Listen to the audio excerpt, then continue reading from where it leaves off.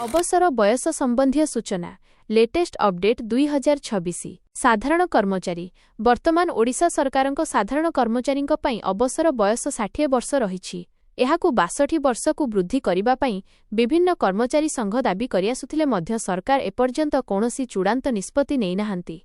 Doctor और चिकित्सा कर्मचारी राज्य में डाक्तरंक अभाव दूर करिबा पई सरकार पूर्वरु मेडिकल ऑफिसर एवं प्रोफेसर मानक अवसर बयस 65 वर्ष को वृद्धि करिसंती।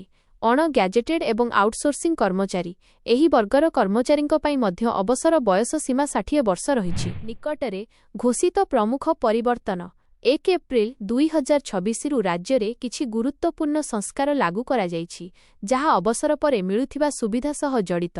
नूतन पेंशन नीति 2026 बिना 2029 ओडिशा सरकार 1 एप्रिल 2026 रु त्रैवार्षिक पेंशन नीति घोषणा करिसंती। एहा पेंशन प्रक्रिया को अधिक स्वच्छ एवं सरल करिबा पई लक्ष्य रखिछि किंतु एथिरे अवसर बयस वृद्धि नै कोनोसी उल्लेख नाही। यूनिफाइड पेंशन स्कीम यूपीएस केंद्र सरकारक ढांचारे राज्य रे मध्य पेंशन व्यवस्था रे सुधार अणा जाइछि जेउथिरे अवसर परे सर्वनिम्न पेंशन निश्चित करिबा पई व्यवस्था करा जाइछि। मम वेतन कमिशन 8 पे कमिशन जनवरी 2026 रु मम वेतन कमिशन कार्यकारी हेबा नै चर्चा चलिछि।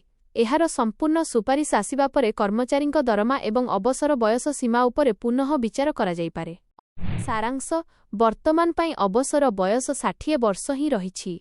जदि आपण राजस्व विभाग किंबा अन्य साधारण विभाग रे कार्य करूछंती तेबे सरकारी भावे बयस वृद्धि नै कोनोसी निष्पत्ति होई नाही।